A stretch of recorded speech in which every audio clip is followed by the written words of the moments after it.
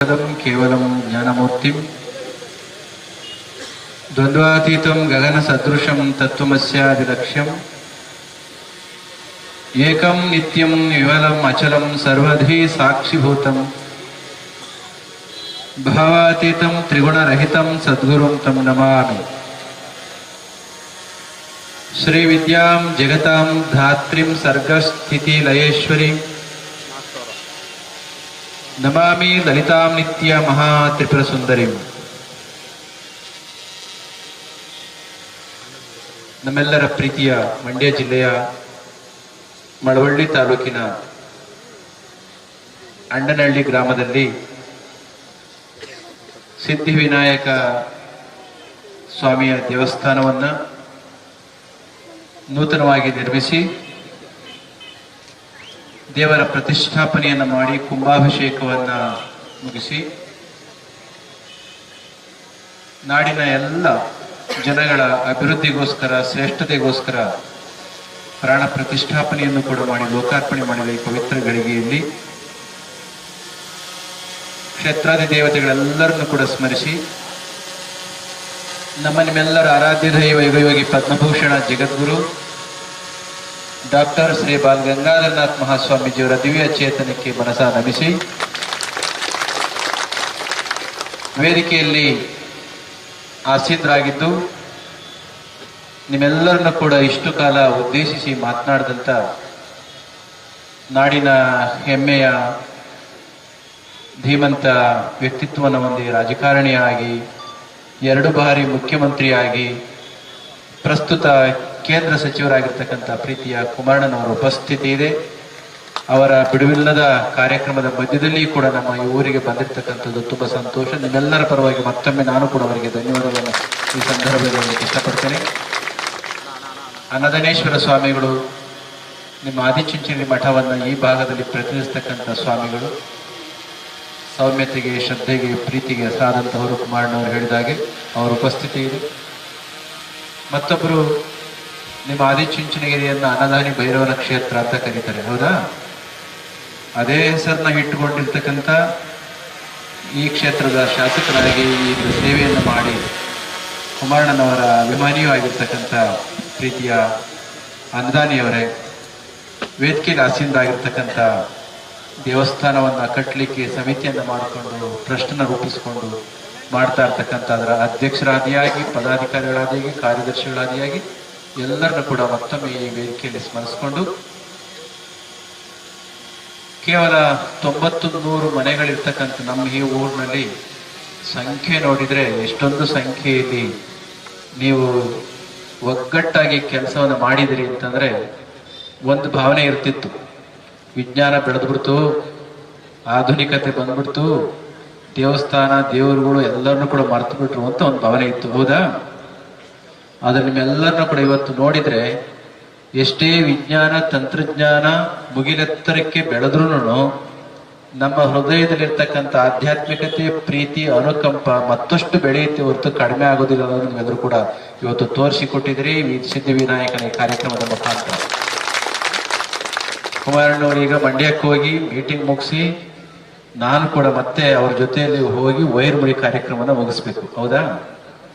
ಕಾರ್ಯಕ್ರಮದ ಪ್ರಾರಂಭದಲ್ಲಿ ದೊಡ್ಡ 3 ಹಾರ ಮಾಡಿದ್ರಿ. 3 ಹಾರಗಳನ್ನ ಯಾರು ನೋಡಕ್ಕೆ ಆಗಲಿಲ್ಲ, ತಂದ್ರು ಎಲ್ಲೋದೋ ಗೊತ್ತಾಗಲಿಲ್ಲ.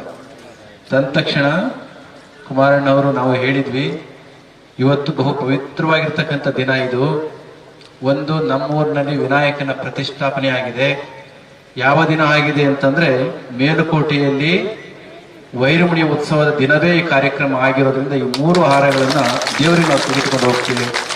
ನಮ್ಮ ಊರಿಗೆ ಮತ್ತಷ್ಟು ಶ್ರೇಷ್ಠತೆ, ಪಾವಿತ್ರ್ಯತೆ ಹೆಚ್ಚು ಬರಲಿನ ಕಾರಣಕ್ಕೆ ನಿಮ್ಮ ಪರವಾಗಿ ನಾವು ಹೋಗಿ ಹಾರ ಹಾಕ್ತೀವಿ ಅಂತ ಹೇಳಿ ಬಹು ದೊಡ್ಡದಾಗಿರ್ತಕ್ಕಂಥ 3 ಹಾರಗಳನ್ನ ಹಾಗೆ ಎತ್ತಿಡಿಸಿದ್ದಾರೆ. ನಿಮ್ಮ ಪರವಾಗಿ ತೆಗೆದುಕೊಂಡಾಗ ಆಗ್ತದೆ, ತುಂಬ ಸಂತೋಷ ಆಗ್ತಿದೆ. ಒಂದು ಕಡೆ ನಿಮ್ಮ ಭಕ್ತಿ, ಇನ್ನೊಂದು ಕಡೆ ನಿಮ್ಮ ಮುಗ್ಧತೆ. ಎಲ್ಲೋ 4 ಜನ ಅಂದ್ಕೊಳ್ಬೋದು, ನಮ್ಮನ್ನು ಮುಗ್ಧರು ಅಂದ್ಕೊಳಕ್ ಹೋಗ್ಬಿಡಿ ಸ್ವಾಮಿ, ನಾವೆಲ್ಲ ಇಂಟೆಲಿಜೆಂಟ್ ಆಗ್ಬಿಟ್ಟಿದ್ದೇವೆ ಅಂತ. ಒಳ್ಳೆಯತನ ತುಂಬ ಮುಖ್ಯ, ಬಹುಮುಖ್ಯ. ಆದರೆ ಈ ಕಾಲದಲ್ಲಿ ಒಳ್ಳೆತನಕ್ಕೆ ಶ್ರೇಷ್ಠತೆ ಬರಬೇಕು ಅಂತಂದ್ರೆ ಒಂದಿಷ್ಟು ಜ್ಞಾನವೂ ಕೂಡ ಬೇಕಾಗುತ್ತೆ. ಓಕೆ, ಒಂದು ಮಾತುಂಟು, no kindness will shine in the light of in the absence of knowledge ಅಂತ. ಏನದು? ನಾವ್ ಎಲ್ಲೋದ್ರೂ ಇಂಗ್ಲಿಷ್ ಮೀಡಿಯಂ ಸ್ಕೂಲ್ ಸ್ಟಾರ್ಟ್ ಮಾಡಿ, ಇಂಗ್ಲಿಷ್ ಮೀಡಿಯಂ ಸ್ಕೂಲ್ ಸ್ಟಾರ್ಟ್ ಮಾಡಿ ಅಂತ ಹೇಳ್ತಿರ್ತೀರಲ್ವಾ. ಇವಾಗ ಕುಮಾರಣ್ಣವರು ಮುಖ್ಯಮಂತ್ರಿಗಳಾಗಿದ್ದಾಗ ಇಂಗ್ಲಿಷ್ ಮೀಡಿಯಮು ಆಂಗ್ಲ ಭಾಷೆ ಕೇವಲ ಪಟ್ಟಣಗರಿಗೆ ಮಾತ್ರ ಯಾಕೆ ಬೇಕು, ನಮ್ಮ ಹಳ್ಳಿ ಜನಗಳಿಗೂ ಬೇಕು ಅನ್ನೋ ಕಾರಣಕ್ಕೆ ನಮ್ಮ ಮಾತೃಭಾಷೆಯನ್ನು ಉಳಿಸೋದ್ರ ಜೊತೆಯಲ್ಲಿ, ನಮ್ಮ ಮಾತೃಭಾಷೆ ಯಾವುದು? ಕನ್ನಡ ತಾಯಿ ಭಾಷೆ, ಅದು ನಮ್ಮ ಹುಟ್ಟಿನ ಭಾಷೆ, ನಮ್ಮ ನೆಲದ ಭಾಷೆ. ಇದಕ್ಕೆ ಕಂಟಕ ಬಾರದ ರೀತಿಯಲ್ಲಿ ನಮ್ಮ ಮಕ್ಕಳು ಕನ್ನಡ ನಾಡಿಗೂ ತಲುಪಬೇಕು, ಜಗತ್ತಿಗೂ ಕೂಡ ಹೋಗಿ ಮುಟ್ಟಬೇಕು ಅನ್ನೋ ಕಾರಣಕ್ಕೆ ಆ ಯೋಜನೆಗಳನ್ನ ಅವರು ಹಾಕೊಂಡಿದ್ರು. ನಮ್ಮ ಹಳ್ಳಿಯ ಮಕ್ಕಳಿಗೆ ಕನ್ನಡದ ನಮ್ಮ ತಾಯಿ ಭಾಷೆಯ ಜೊತೆಯಲ್ಲಿ ಆಂಗ್ಲ ಭಾಷೆಯನ್ನು ಕೂಡ ಕಲಿಸ್ಬೇಕು ಅಂತ ಅವರ ಆ ಕನಸು ನೆರವೇರಲಿರುವ ಮಾತನ್ನ ಸಂದರ್ಭದಲ್ಲಿ ಹೇಳ್ತಾನೆ ಈ ಒಂದು ಮಾತನ್ನ ನಾನು ಹೇಳಿದೆ. ಏನದು? No kindness will shine in the absence of knowledge. ಹೃದಯವಂತಿಕೆ ಬಹುಮುಖ್ಯ ಅಲ್ವಾ? ಜ್ಞಾನದ ನೆರವಿಲ್ಲದೆ ಹೃದಯವಂತಿಕೆ ಉಪಯೋಗ ಆಗೋದಿಲ್ಲ ಅಂತ. ಯಾಕಂದ್ರೆ ಹೇಳಿದ್ರು ಗೊತ್ತಾ? ಒಂದು ಎಕ್ಸಾಂಪಲ್ ಹೇಳ್ತೀನಿ ಕೇಳಿ. ನಮ್ಮ ದೊಡ್ಡ ಗುರುಗಳು ಇಲ್ಲೇ ಕೋಡಂಬಳ್ಳಿ ಬಂದ ಒಂದು ಮಾತು, ಒಂದು ಘಟನೆ ಹೇಳಿದ್ರು. ಈ ಹಳ್ಳಿ ಕಟ್ಟೆ ಅಂತ ಇರ್ತಿದ್ದು, ಹಳ್ಳಿಗಳ ಕಡೆ ಎಲ್ಲ ಕಡ್ದಾಕ್ಬಿಟ್ಟಿದ್ರು. ಇವಾಗ ಹಳ್ಳಿ ಕಟ್ಟೆ ಯಾಕೆ ಇಟ್ಕೊಳ್ತಿದ್ರು ಅಂದ್ರೆ, ಸೂರ್ಯನ ಬೆಳಕಿಲ್ಲದ ಸಂದರ್ಭದಲ್ಲಿ ಕೂಡ ಆಕ್ಸಿಜನ್ ಅನ್ನ, ಪ್ರಾಣವಾಯುವನ್ನು ಉತ್ಪತ್ತಿ ಮಾಡ್ತಕ್ಕಂಥ ಯಾವ್ದಾದ್ರು ಒಂದು ಮರ ಇದ್ರೆ, ಯಾವ್ದದು?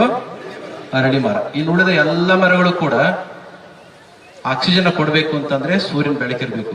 ಅದಕ್ಕೆ ಊರಿನ ಮಧ್ಯದಲ್ಲಿ ಜನಗಳ ಸ್ವಾಸ್ಥ್ಯ ಚೆನ್ನಾಗಿರ್ಲಿ ಅನ್ನೋ ಕಾರಣಕ್ಕೋಸ್ಕರ ಮರ ಬೆಳೆಸ್ತಿದ್ರು. ಆಗ ಹಳ್ಳಿ ಕಟ್ಟೆ ಮೇಲೆ ಕುಳಿತುಕೊಂಡು ಇಬ್ಬರು ಕುಳಿತಿದ್ರು. ಹೆಚ್ಚು ಜನ ಕುಳಿತುಕೊಂಡ್ರೆ ಸಮಸ್ಯೆ ಇಲ್ಲ, ಇಬ್ಬರು ಕುಳಿತುಕೊಂಡ್ರೆ ಸಮಸ್ಯೆ. ಯಾಕೆ ಗೊತ್ತಾ? ಇಬ್ರು ಕುಡುಕರಾಗಿದೆ. ಯಾಕೆ ಕುಡುಕರು ಅಂತ ಅನ್ನಿಸ್ತು ಅಂತಂದ್ರೆ, ಅವರಿಬ್ರು ಮಾತನಾಡ್ತಾ ಇದ್ರು. ಯಾರೋ ನಿಮ್ಮಂತ ಒಳ್ಳೆ ಜನಗಳು ಪಕ್ಕದಲ್ಲಿ ನಡ್ಕೊಂಡು ಹೋಗ್ತಾ ಇದ್ರು. ನಡ್ಕೊಂಡು ಹೋಗ್ಬೇಕಾದ್ರೆ ಕೇಳಿದ್ರಂತವ್ರು. ಏನಂತ? ಏನ್ರು ಇಬ್ರೇ ಕೂತ್ಕೊಂಡು ಮಾತನಾಡ್ತಾ ಇದ್ರಿ ಇಷ್ಟು ಹೊತ್ತು, ಈಗ ಅವನೊಬ್ಬ ಮಲಗಿದಾನೆ, ನೀನ್ ಮಾತ್ರ ಒಬ್ಬ ಕುಳಿತಿದ್ದಿ, ಏನ್ ಸಮಾಚಾರ ಅಂತ ಕೇಳಿದ. ಅಣ್ಣ ಏನಾಯ್ತು ಗೊತ್ತಾ? ಏನಾಗಿತ್ತು ಅಂತಂದ್ರೆ, ಸ್ವಲ್ಪ ಹೊತ್ತಿನ ಮುಂಚೆ ಇಬ್ರು ಪೂರ್ಣ ಏನಾಗಿತ್ತ? ಕುಡ್ದಿದ್ದು ಅಂತ ಹೇಳ್ಬಿಡ್ತು. ಕುಡ್ದಿದ್ದ ಅಂತ ಹೇಳಿ ಕುಡ್ದಿದ್ರು. ಅವನು ಕುಡಿದ್ಬಿಟ್ಟು ಏನ್ ಮಾಡಿದ್ದ, ಒಬ್ಬ ಕುಡುಕ ಇನ್ನೊಬ್ಬ ಪಕ್ಕ ಇರೋ ಸ್ನೇಹಿತನಿಗೆ ಅವರಷ್ಟು ಕಂಠಸ್ಯ ಗಳಸ್ಯ ಸ್ನೇಹಿತರನ್ನ ಯಾರು ಇರೋದಿಲ್ಲ, ಬಹಳ ಪ್ರಾಮಾಣಿಕವಾಗಿರ್ತಾರೆ ಆ ಹೊತ್ತಿನಲ್ಲಿ ಮಾತ್ರ. ಕುಡಿದ್ಬಿಟ್ಟು ಹೇಳಿದಂತೆ, ಅಣ್ಣ ನನ್ನ ಪ್ರಾಣ ಇಲ್ಲಿಗೆ ಬಂತು ಕಣೋ ಅಂತ ಹೇಳಿದಂತೆ. ಎಲ್ಲಿಗೆ? ಒಕ್ಕಳ ಹತ್ರ. ಇವನು ನೋಡ್ತಾ ಇದ್ದ. ಇನ್ನು ಅದೇನು ಅಂತ ಅರ್ಥ ಮಾಡ್ಕೊಳೋದ್ರೊಳಗಡೆನೆ ಅವ್ನು ಮತ್ತೆ ಹೇಳ್ದ, ನನ್ನ ಪ್ರಾಣ ಇಲ್ಲಿಗೆ ಬಂತು ಅಂತ. ಎಲ್ಲಿಗೆ? ಹೃದಯದ ಹತ್ರಕ್ಕೆ. ಹೌದಾ, ಅಲ್ಲಿಗೆ ಇಲ್ಲಿ ಇದ್ದದ್ದು ಇಲ್ಲಿಗೆ ಬಂತಲ್ಲ, ಇನ್ನೇನ್ ಸಮಾಚಾರ ಅಂತ ಯೋಚನೆ ಮಾಡೋದ್ರೊಳಗಡೆ ನನ್ನ ಪ್ರಾಣ ಇಲ್ಲಿಗೆ ಬಂತು ಅಂತ ಹೇಳ್ದ. ಎಲ್ಲಿಗೆ?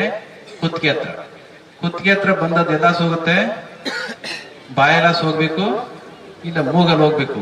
ಹೋಗಕ್ ಬಿಟ್ಟಿರ್ತಾನೆ ಅಂತ ಹೇಳಿ ನನ್ನ ಪ್ರಾಣ ಸ್ನೇಹಿತನ ಪ್ರಾಣ ಹೋಗ್ಬಾರ್ದು ಅಂತ ತೆಪ್ಪ ಮೂಗು ಮತ್ತು ಬಾಯಿ ಎರಡನ್ನೂ ಮುಗಿಸ್ಬಿಟ್ಟ.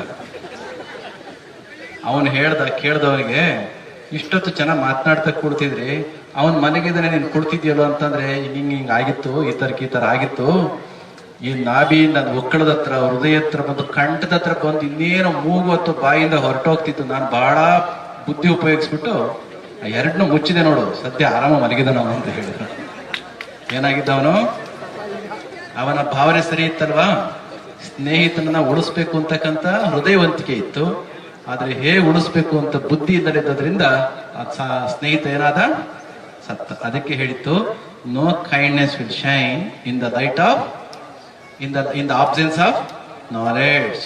ಅದಕ್ಕೋಸ್ಕರ ನಾವು ನಮ್ಮ ಮಕ್ಕಳಿಗೆ ಒಳ್ಳೆ ಎಜುಕೇಶನ್ ಕೊಟ್ಟು ಬುದ್ಧಿಯನ್ನು ಉಪಯೋಗಿಸ್ಬೇಕು. ಇನ್ನೊಂದು ಘಟನೆಯನ್ನು ಹೇಳಿಬಿಡ್ತೇನೆ, ಕುಮಾರಣ್ಣವ್ರಿಗೆ ಲೇಟ್ ಆಗ್ತಿದೆ, ಇನ್ನೊಂದು ಹೇಳ್ಬಿಡ್ತೇನೆ. ಹೇಳ, ಈ ತೆನಾಲಿ ರಾಮಕೃಷ್ಣ ಗೊತ್ತಲ್ಲ ನಿಮ್ಗೆ?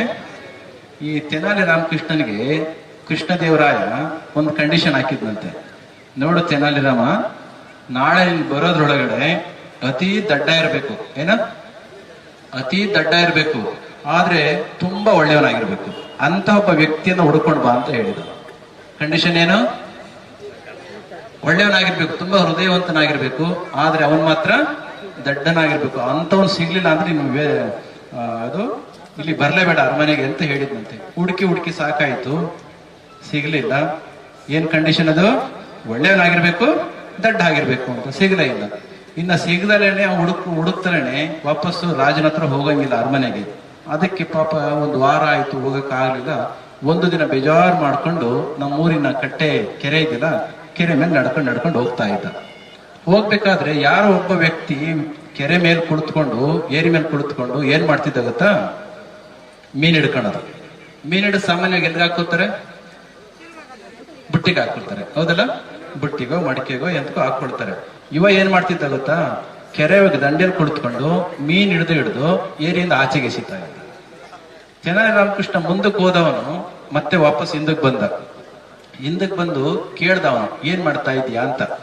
ನಾನೇನಾದ್ರೂ ಮಾಡ್ಲಿ, ನೀನ್ ಯಾರು ಅಂತ ಹೇಳ್ದ. ನಾನ್ ತೆನಾಲಿ ರಾಮಕೃಷ್ಣ, ನಿನ್ ಮಾತು ಬಾಳ ಕೇಳಿದೀನಿ, ನಿನ್ನ ಹೆಸರು ಬಾಳ ಕೇಳ್ಬಿಟ್ಟಿದೀನಿ, ನೀನು ರಾಜಸ್ಥಾನದಲ್ಲಿ ಇರ್ತೀಯಲ್ವಾ, ನೀನೇನು ಬಾಳ ಬುದ್ಧಿವಂತಂತೆ ಅಂತ ಹೇಳಿದ್ರು. ಅದೇನೋ ಎತ್ಕೊಳ್ಳಿ, ನೀನ್ ಏನ್ ಮಾಡ್ತಾ ಇದ್ದೀ ಹೇಳು ಅಂತ. ಅಷ್ಟು ಗೊತ್ತಾಗಕ್ಕಿಲ್ವಾ? ಈ ಕೆರೆ ಒಳಗಡೆ ಮೀನಿದಾವೆ, ನೀರೊಳಗಡೆ ಮೀನಿದಾವೆ. ಮೀನ್ ಹಿಡಿದು ಆಚೆಗೆ ಯಾಕೆ ಬಿಸಾಕ್ತಾ ಇದ್ದಿ, ಹಿಡ್ಕೊಂಡು ಹೋಗ್ದಲನೆ ಅಂತ ಕೇಳಿದ.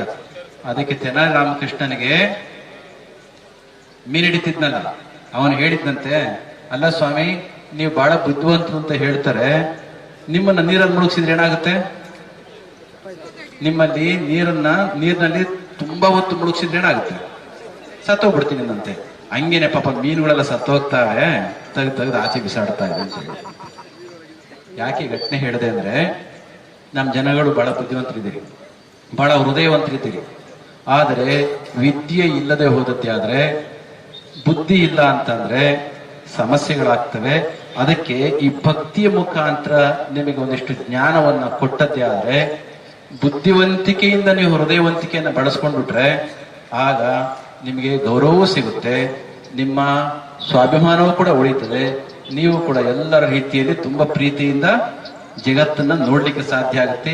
ಈಗಿರುವ ಪ್ರೀತಿ, ಅಭಿಮಾನ, ಹೃದಯವಂತಿಕೆ ಜೊತೆಯಲ್ಲಿ ಮತ್ತಷ್ಟು ಜ್ಞಾನನ ಬೆಳೆಸ್ಕೊಳ್ಳಿಕ್ಕೆ ಮಕ್ಕಳೆಂದ್ರಿಗೂ ಕೂಡ ಒಂದಿಷ್ಟು ಒಳ್ಳೆ ಎಜುಕೇಶನ್ ಕೊಡಿ ಅಂತ ಹೇಳಿ, ಯಾತ್ರಿಕರು ನಾವೆಲ್ಲ ಪುಣ್ಯಕ್ಷೇತ್ರವೀ ಲೋಕ, ಯಾತ್ರಿಕರು ನಾವೆಲ್ಲ ಪುಣ್ಯಕ್ಷೇತ್ರವೀ ಲೋಕ, ನೇಮದಿಂದ ಇರಲಿಕ್ಕೆ ಎಡೆಯುಂಟು ಈ ಛತ್ರದಲ್ಲಿ, ರಾತ್ರಿ ಮೂರಾಯ್ತು ಹೊರಡು ಹೆನೆ ತೆರಳಿದೊಡೆ ಪಾರುಪತ್ಯದವ ಮೆಚ್ಚುವನು ಮಂಕುತಿಮ್ಮ.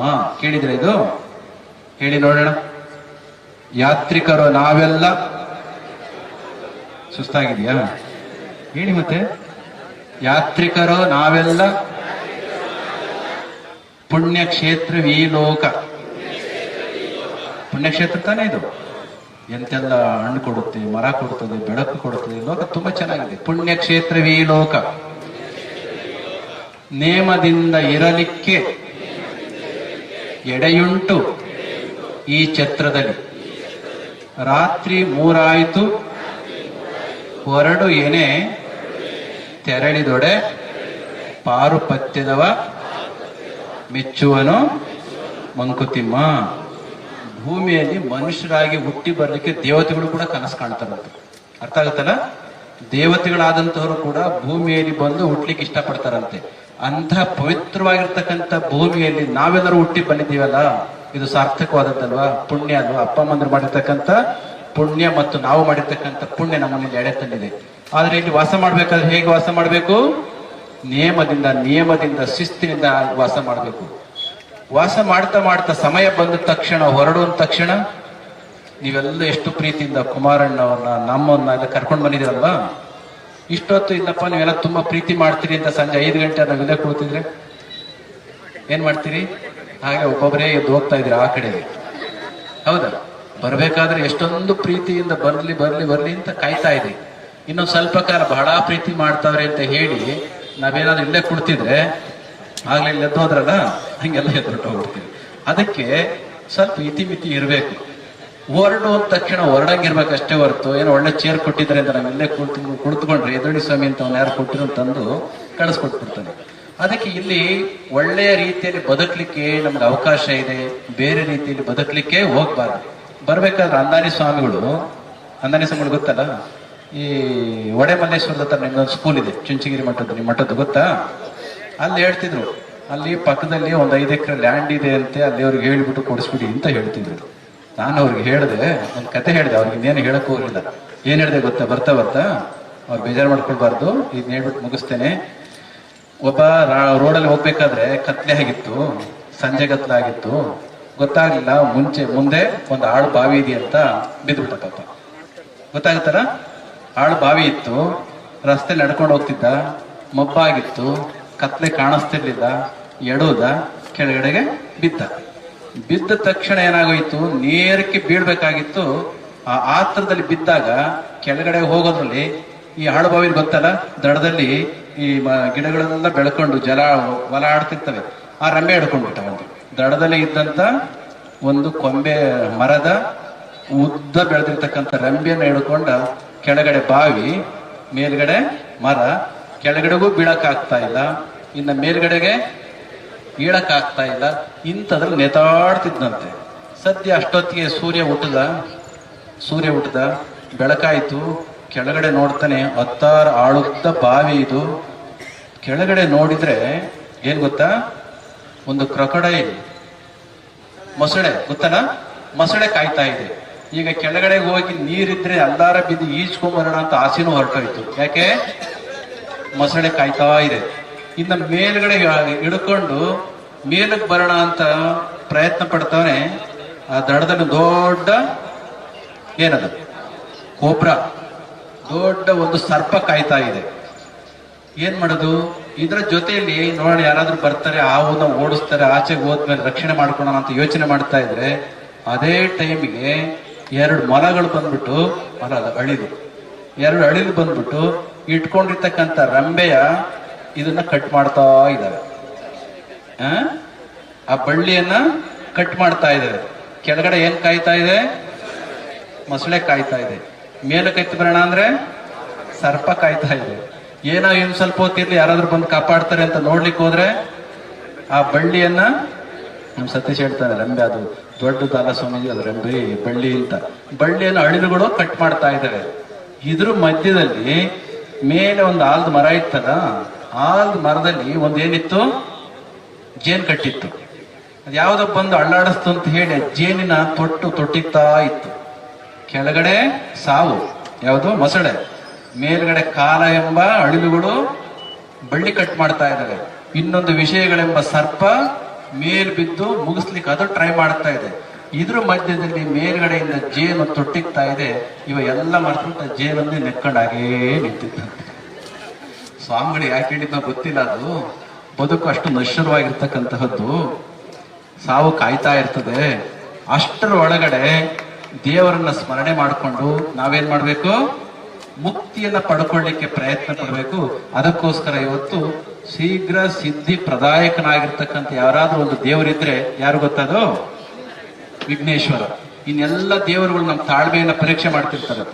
ಎಲ್ಲ ದೇವರುಗಳು ತಾಳ್ಮೆ ಪರೀಕ್ಷೆ ಮಾಡ್ತಾರೆ. ಹೆಚ್ಚು ಹೆಚ್ಚು ಆಧ್ಯಾತ್ಮಿಕತೆ ಕಡೆಗೆ ಹೋದಷ್ಟು ಅಂತವರಿಗೆ ಕಷ್ಟಗಳು ಜಾಸ್ತಿ. ಹೆಚ್ಚು ಭಕ್ತಿಯಿಂದ, ಶ್ರದ್ಧೆಯಿಂದ, ವಿನಯದಿಂದ ನಡ್ಕೊಳ್ತಕ್ಕಂಥವ್ರಿಗೆ ಮತ್ತಷ್ಟು ಕಷ್ಟಗಳು ಜಾಸ್ತಿ. ಯಾಕೆ ಗೊತ್ತಾ? ಇವನು ಹತ್ತತ್ರ ನನ್ನ ಹತ್ರ ಬಂದ್ಬಿಡ್ತಾನೆ ಅಂತ ದೇವರು ಅಂದ್ಕೊಳ್ತಾರಂತೆ. ನನ್ನ ಹತ್ರ ಬರೋದಕ್ಕೂ ಮುಂಚೆ ಇವನಿಗೆ ಆ ಒಂದು ಶಕ್ತಿ ಇದೆಯಾ, ಆ ಒಂದು ಅರ್ಹತೆ ಇದೆಯಾ ಅಂತ ಹೆಚ್ಚು ಕಷ್ಟಗಳನ್ನ ಕೊಟ್ಟು ಕೊಟ್ಟು ಕೊಟ್ಟು ಕೊಟ್ಟು ಪರಮಾತ್ಮ ಅವನನ್ನ ಚೆಕ್ ಮಾಡ್ತಾನಂತೆ. ಅದಕ್ಕೋಸ್ಕರ ಭಕ್ತಿ ಇರ್ತಕ್ಕಂತಹ ನಾವುಗಳು ಇನ್ನೂ ಹೆಚ್ಚು ಭಕ್ತಿಯನ್ನ ಮಾಡಿಕೊಂಡಾಗ ಸಣ್ಣ ಪುಷ್ಟ ಸಮಸ್ಯೆಗಳು, ಕಷ್ಟಗಳು ಬರ್ತವೆ. ಆ ಕಡೆಗೆ ಹೆಚ್ಚು ಗಮನವನ್ನ ಕೊಡಿದ್ರೇನೆ, ನಮ್ಮ ಪಥದಿಂದ ನಾವು ವಿಚಲಿತರಾದ್ರೇನೆ, ಉತ್ತಿಷ್ಠತ ಜಾಗೃತ ಪ್ರಾಪ್ಯ ವರಾನ್ ನಿಬೋಧತ ಕ್ಷುರಸ್ಯ ದಾರ ನಿಶಿತ ದುರತ್ಯಯ ದುರ್ಗಮ ಪಥಃ ಇತಿ ವದಂತಿ ಕವಯಃ ಅಂತ ಮಾತಿನಂತೆ ನಮ್ಗೆಷ್ಟೇ ಕಷ್ಟಗಳು ಬಂದ್ರು, ದುರ್ಗಮವಾಗಿದ್ರು ಕೂಡ ಆ ಬದುಕಿನ ಮುಕ್ತಿಯ ಕಡೆಗೆ ಹೋಗ್ಲಿಕ್ಕೆ ಶೀಘ್ರ ಸಿದ್ಧಿ ಪ್ರದಾಯಕನಾಗಿರ್ತಕ್ಕಂಥ ವಿನಾಯಕನ ನಾವೆಲ್ಲರೂ ಕೂಡ ಪೂಜಿಸ್ತೇವೆ. ಅಂತಹ ವಿನಾಯಕನ ಬದುಕಿಗೆ ಶಕ್ತಿಯನ್ನ, ಬದುಕಿನಲ್ಲಿ ಮುಕ್ತಿಯನ್ನ ಕೊಡ್ಲಿಕ್ಕೆ ಆಶೀರ್ವಾದವನ್ನು ಮಾಡ್ಲಿ ಅಂತ ಹೇಳ್ತಾ, ಇವತ್ತು ಕುಮಾರಣ್ಣವರು ಅಷ್ಟೆಲ್ಲ ಬಿಡುವಿಲ್ಲದ ಕಾರ್ಯಕ್ರಮದಲ್ಲಿ ಬಂದಿದ್ದಾರೆ. ಅವರು ಹೇಳ್ತಾ ಇದ್ರು, ಎಲ್ಲ ತಿಳ್ಕೊಂಡ್ಬಿಟ್ಟಿದ್ರಿ, ಬಹು ದೊಡ್ಡ ಖಾತೆಯನ್ನ ಕೊಟ್ಬಿಟ್ಟಿದ್ದಾರೆ ಅಂತ. ಅವ್ರೇನೇ ಹೇಳಿದ್ರು ನಿಜವಾಗಿ ದೊಡ್ಡ ಖಾತೆನೇನೆ. ನಿಮಗೆ ಗೊತ್ತಾ? ಅದು ಬಹು ದೊಡ್ಡ ಖಾತೆ ಅವರು ರಾಷ್ಟ್ರದಲ್ಲಿ ನಿರ್ವಹಿಸ್ತಾ ಇದ್ದಾರೆ. ಇವತ್ತು ನಿಮಗೆ ಗೊತ್ತು, ರಾಷ್ಟ್ರದ ಆರ್ಥಿಕತೆಗೆ ಬಹು ಮುಖ್ಯವಾಗಿ 3 ವಲಯಗಳಿದ್ದಾವೆ. ಯಾವ್ಯಾವುದು? 60%ಗಿನ ಹೆಚ್ಚಿನ ಜನಗಳು ಇರ್ತಕ್ಕಂಥ ನಮ್ಮ ವ್ಯವಸಾಯದ ಒಂದು ವಲಯ, ಅಗ್ರಿಕಲ್ಚರ್ ಸೆಕ್ಟರ್ ಅಂತ ಕರಿತೇವೆ. ಎರಡನೆಯದು ನಾವು ಮಕ್ಕಳನ್ನೆಲ್ಲ ಓದಿಸ್ತಾ ಇದ್ದೀವಲ್ವಾ, ಮಕ್ಕಳನ್ನೆಲ್ಲ ಓದಿಸಿ ಕೆಲಸ ಸಿಗದೆ ಹೋದ್ರೆ ಏನಾಗುತ್ತೆ? ಬೇಜಾರಾಗುತ್ತೆ. ಎಂಜಿನಿಯರಿಂಗ್ ಮಾಡ್ತಾರೆ, ಕೆಲಸ ಇರೋದಿಲ್ಲ. ಅಂತಹ ಸರ್ವಿಸ್ ಸೆಕ್ಟರ್ ಇಂದ ಒಂದು 55-56% ಬರ್ತದೆ. ಇನ್ನೂ ಹೆಚ್ಚು ಬರಬೇಕು ಅಂತಂದ್ರೆ ಅವರ ಖಾತೆ ಇದೆಯಲ್ಲ, ಕುಮಾರಣ್ಣವರು ಕೇಂದ್ರ ಸರ್ಕಾರದಲ್ಲಿ ನಿರ್ವಹಿಸ್ತಾ ಇರ್ತಕ್ಕಂಥ ಬೃಹತ್ ಒಂದು ಇಂಡಸ್ಟ್ರಿಯ ಖಾತೆ ಇದೆಯಲ್ಲ, ಆ ಖಾತೆ ಅಂದ್ರೆ ಮ್ಯಾನುಫ್ಯಾಕ್ಚರಿಂಗ್ ಇಂಡಸ್ಟ್ರಿಗಳು ಅವರ ಖಾತೆ ಹೆಚ್ಚು ಕಾರ್ಯನಿರ್ವಹಿಸಿದಷ್ಟು ಕಲಿತಿರ್ತಕ್ಕಂಥ ಯೂನಿವರ್ಸಿಟಿಯಲ್ಲಿ ಮಕ್ಕಳೆಲ್ಲ ಓದಿರ್ತಕ್ಕಂಥ ಸಂದರ್ಭದಲ್ಲಿ ಆ ಮಕ್ಕಳಿಗೆ ಎಜುಕೇಶನ್ ಪಡ್ಕೊಂಡ ಮೇಲೆ ಅವ್ರಿಗೆ ಕೆಲಸ ಸಿಗಬೇಕು ಅಂದ್ರೆ ಇರ್ತಕ್ಕಂಥ ಒಂದು ಬಹು ದೊಡ್ಡ ಖಾತೆ ಎಲ್ಲಿಂದ ಕೆಲಸ ಸಿಗಬೇಕು, ಅವರ ಖಾತೆಯಿಂದ. ಅದಕ್ಕೋಸ್ಕರ ಅಂತ ಬಹು ಘನತರವಾಗಿರ್ತಕ್ಕಂಥ ಗುರುತರವಾಗಿರ್ತಕ್ಕಂಥ ದೊಡ್ಡ ಖಾತೆಯನ್ನ ಇಡೀ ರಾಷ್ಟ್ರದಲ್ಲಿ ನಿರ್ವಹಿಸಿ ನಮ್ಮ ದೇಶದ ಆರ್ಥಿಕತೆ 4ನೇ ಪ್ಲೇಸ್ ನಲ್ಲಿ 5ನೇ ಪ್ಲೇಸ್ ನಲ್ಲಿ ಏನಿದ್ದೇವಲ್ಲ, ಇಡೀ ಜಗತ್ತಿನಲ್ಲಿ ಎಷ್ಟನೇ ಪ್ಲೇಸ್ ಅಲ್ಲಿ ಇದ್ದೇವೆ? 5ನೇ ಪ್ಲೇಸ್ ಅಲ್ಲಿ ಇದ್ದೇವೆ. ಅದು 3ನೇ ಪ್ಲೇಸಿಗೆ ಆದಷ್ಟು ಬೇಗ 1-2 ವರ್ಷದಲ್ಲಿ ಬರ್ಲಿಕ್ಕೆ ಅವಕಾಶ ಇದೆ. ಅದು ಬರ್ಲಿಕ್ಕೆ ಮೂಲ ಕಾರಣ ಏನಾದ್ರು ಇದ್ರೆ ಅವರ ಒಂದು ಬಹು ದೊಡ್ಡ ಖಾತೆ ಅದು ಸಫಲವಾಗಿ ನಿರ್ವಹಿಸಿದ್ರೆ ಆಯ್ತು ಅಂತಂದ್ರೆ 3ನೇ ಪ್ಲೇಸ್ ಆರಾಮ ತಂದ್ಬಿಡ್ತವೆ. ನಮ್ಮೆಲ್ಲ ಮಕ್ಕಳಿಗೆ, ಯುವಕರಿಗೆ, ವಿದ್ಯಾವಂತರಿಗೆ ಉದ್ಯೋಗ ಸಿಗ್ತಕ್ಕಂಥ ಒಂದು ಬಹು ದೊಡ್ಡ ಕಾರ್ಯವನ್ನು ನಿರ್ವಹಿಸ್ತಾ ಇದ್ರೆ ನಮ್ಮ ದೇಶದ ಆರ್ಥಿಕತೆಯನ್ನ ಜಗತ್ತಿನ ಮಟ್ಟದಲ್ಲಿ ಬರಬೇಕು ಅಂತಂದ್ರೆ ಅವರ ಖಾತೆ ಬಹು ಮುಖ್ಯವಾಗಿರ್ತಕ್ಕಂಥದ್ದು. ಇತ್ತೀಚೆಗೆ ಅವರ ಆರೋಗ್ಯವೂ ಕೂಡ ಸ್ವಲ್ಪ ಹೆಚ್ಚು ಕಡಿಮೆ, ಅವ್ರ ವಾಯ್ಸ್ ಕೇಳಿದ್ರಲ್ವಾ, ಸ್ವಲ್ಪ ಅವರ ಆರೋಗ್ಯ ಹೆಚ್ಚು ಕಡಿಮೆ ಆಗಿತ್ತು. ಅಂತಹದರ ಮಧ್ಯದಲ್ಲಿಯೂ ಕೂಡ ಇವತ್ತು ಬಂದು ನಿಮ್ಮೆಲ್ಲರೂ ಕೂಡ ಉದ್ದೇಶಿಸಿ ತುಂಬಾ ಚೆನ್ನಾಗಿ ಮಾತನಾಡಿದರೆ ಅವರಿಗೆ ಭಗವಂತ ಹೆಚ್ಚು ಆರೋಗ್ಯವನ್ನ ಕೊಡ್ಲಿ, ಸಮಾಜವನ್ನ ನಡೆಸ್ತಕ್ಕಂಥ ಶಕ್ತಿಯನ್ನ ಆ ಗಣಪತಿ ಕೊಡ್ಲಿ ಎಂಬ ಮಾತನ್ನು ಈ ಸಂದರ್ಭದಲ್ಲಿ ಹೇಳಿ, ಅನ್ನದಾನಿ ಅವರು ತುಂಬಾ ಚೆನ್ನಾಗಿ ಹಾಡ್ತಾರೆ. ಅವ್ರ ಕೆಲವೊಂದು ಹಾಡನ್ನು ಆಡಿಸ್ಬೇಕಾಗಿತ್ತು, ಆದ್ರೂ ಸಮಯದ ಅಭಾವದಿಂದ ಅವರು ಆಡ್ಲಿಕ್ಕೆ ಹೋಗಲು 4 ಮಾತುಗಳನ್ನ ಆಡಿದರೆ. ಆದ್ರೆ ಒಂದು ಸತ್ಯ, ಇಷ್ಟೆಲ್ಲ ಭಕ್ತಿನ ಶ್ರದ್ಧೆಯನ್ನ ಇಟ್ಕೊಂಡಿರ್ತಕ್ಕಂಥ ನಿಮ್ಮಂತಹ ಅವರ ಸಂಖ್ಯೆ, ಭಕ್ತರ ಸಂಖ್ಯೆ ಇರುವಷ್ಟು ಕಾಲ ಸಮಾಜ ಚೆನ್ನಾಗಿಯೇ ಇರ್ತದೆ. ಶ್ರೀಮಠ ಆದಿಚುಂಚನಗಿರಿ ಮಹಾಸಂಸ್ಥಾನದ ಕಾಲಭೈರವನ ಭಕ್ತರಾಗಿರ್ತಕ್ಕಂಥ ನೀವುಗಳು ತುಂಬಾ ಚೆನ್ನಾಗಿರ್ಬೇಕು. ಮಕ್ಕಳಿಗೆ ಒಳ್ಳೆ ಎಜುಕೇಶನ್ ಅನ್ನ ಕೊಡಿ, ಮಠಕ್ಕೆ ಕರ್ಕೊಂಡು ಬನ್ನಿ, ಎಜುಕೇಶನ್ ಅನ್ನ ಕೊಡೋಣ. ನಿಮ್ಮೆಲ್ಲರ ಬದುಕು ತುಂಬಾ ಚೆನ್ನಾಗಿರ್ಲಿ ಎಂಬ ಮಾತಿನ ಸಂದರ್ಭದಲ್ಲಿ ಹೇಳಿ ಪೂಜ್ಯ ಗುರುಗಳ ಕಾಲಭೈರವೇಶ್ವರ ಸ್ವಾಮಿ ಸಿದ್ಧಿ ವಿನಾಯಕನ ಆಶೀರ್ವಾದ. ಹೆಚ್ಚಿನ ವಿಡಿಯೋಗಳಿಗೆ ಪ್ರತಿಧ್ವನಿ ಯೂಟ್ಯೂಬ್ ಚಾನೆಲ್ ಸಬ್ಸ್ಕ್ರೈಬ್ ಮಾಡಿ, ಬೆಲ್ ಐಕಾನ್ ಕ್ಲಿಕ್ ಮಾಡಿ.